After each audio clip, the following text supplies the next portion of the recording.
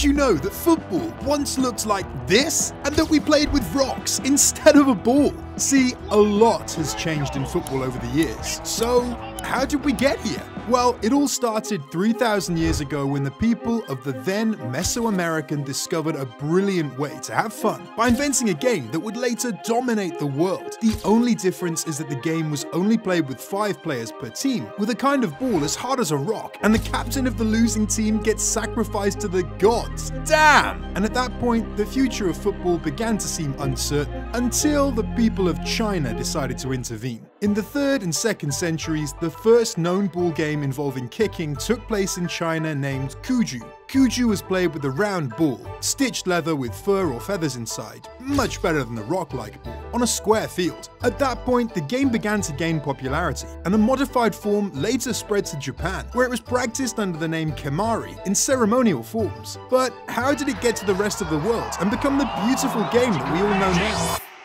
Well, there are 10 chapters in the history of the sport, and next up, the journey continued in the 7th century in ancient Greece and Rome, where the sport took on a more modified appearance. The balls were now filled with air instead of fur or feathers, making the game seem easier to play. However, ball games still had a low status and were not included in the Pan-Hellenic games in ancient Greece. In ancient Rome, games with balls were not part of the entertainment in large arenas or amphitheaters, but were included in military exercises under the name harpastum. It seemed as if the sport might not last long until it somehow found its way to the British Isles.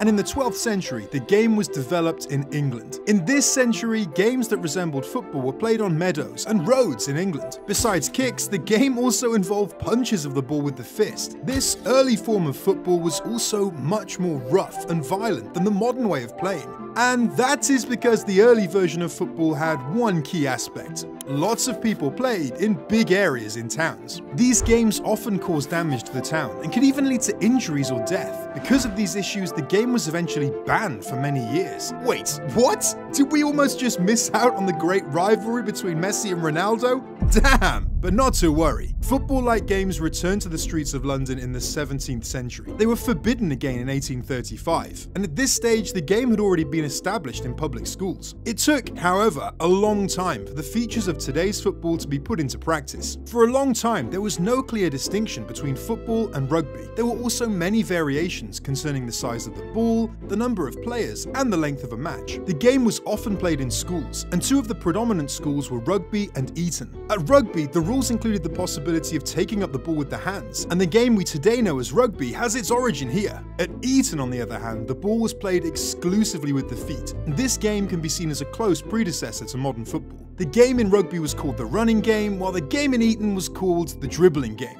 An attempt to create proper rules for the game was made at a meeting in Cambridge in 1848, but a final solution to all questions of rules was not achieved. But in 1863, an essential event in the sport's history occurred when the first football association was formed in London, and it was in the first meeting that the carrying the ball with the hands was disallowed. The meeting also resulted in a standardization of the size and weight of the ball. A consequence of the London meeting was that the game was divided into 2 codes, association football and rugby. The game would, however, continue to develop for a long time, although there was still much flexibility in the rules. For one thing, the number of players on the pitch could vary. Neither wore uniforms to distinguish the appearance of the teams. It was also common for players to wear caps, as the header was yet to be a part of the game. During this time, the sport was at first an entertainment for the British working class. Unprecedented amounts of spectators, up to 30,000, would see the big matches in the late 19th century. The game would soon expand by British people who travelled to other parts of the world and, as a result, to the British colonization efforts, especially in South America and India, would the interest in football become big. Football clubs have existed since the 15th century, but are unorganised and without official status, so the first official club in history is the Football Club, formed in 1824 in Edinburgh.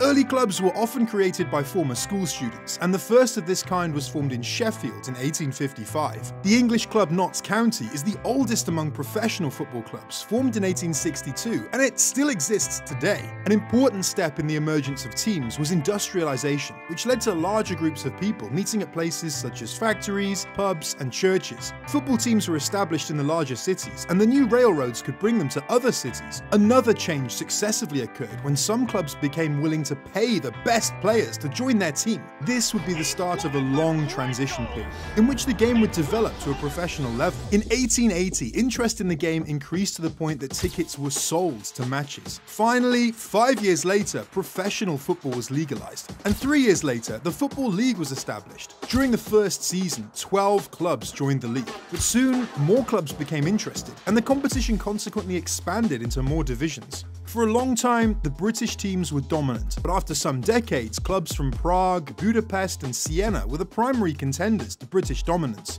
Next, in 1871, a new association, named the Football Association Challenge Cup, or FA Cup, was formed, and it became the first important competition in the sport's history. The following year, a match between two national teams was played for the first time. The match between England and Scotland ended up 0-0 and was followed by 4,000 people. 12 years later, in 1883, the first international tournament took place and included 4 national teams: England, Ireland, Scotland, and Wales. Football was long a British phenomenon, but it gradually spread to other European countries. The first game that took place outside Europe occurred in Argentina in 1867.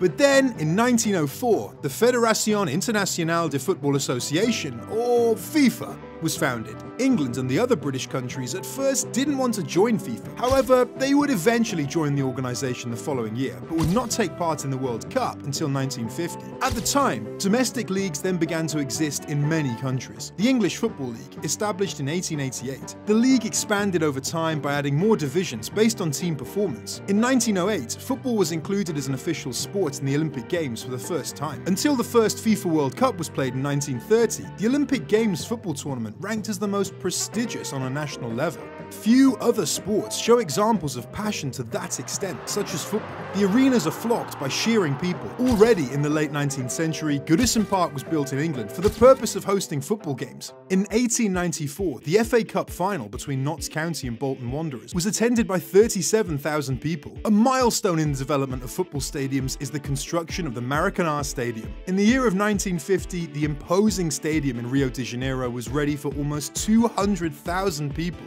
No other sport has seen stadiums of that capacity built to host its games. There have been 2 different traditions of fan culture in the arenas, the British and the South American. The British fans adopted the tradition of singing. The repertoire was inspired from pub and working songs, among other areas. The South Americans, on the other hand, would adopt the carnival style, which included firecrackers and fireworks, and also the modern phenomena of Bengali fires. Fans in other countries have later adopted a mixture of these traditions. And next up, in 1930, FIFA decided to introduce the World Cup tournament. No other sporting event besides the Summer Olympic Games can today measure itself with the FIFA World Cup. The first edition of the FIFA World Cup was played in 1930 in Uruguay, and has since then returned every 4th year, with 2 exceptions due to the Second World War. In 1991, the first World Cup for women was held in China, and has since then also returned every 4th year. Today, the biggest global tournament for clubs is the Champions League, played since 1992, formerly the European Cup,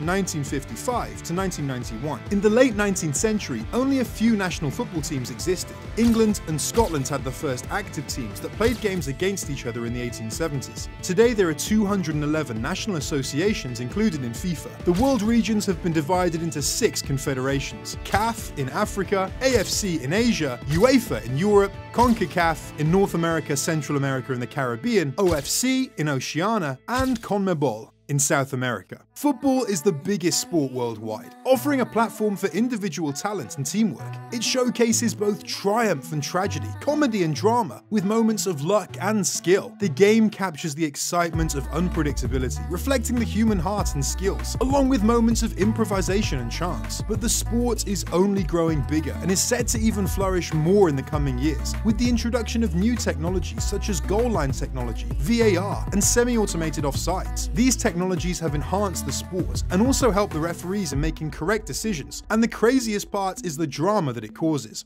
But in most parts of the world, football is used as the name for the chess of the green pitch, the biggest sport in the world. Listen, first of all, yes. Soccer, football, we call it in Europe. We call it soccer, get used to it. So we call it football. The evolution of football over the years has given rise to so many talented legends, ranging from the great Maradona to the phenomenal Pelé to Lionel Messi and even Cristiano Ronaldo. But there's one player that looks hungry to beat the achievements of these legends of the game. His name is Erling Haaland, and this is his rise in football.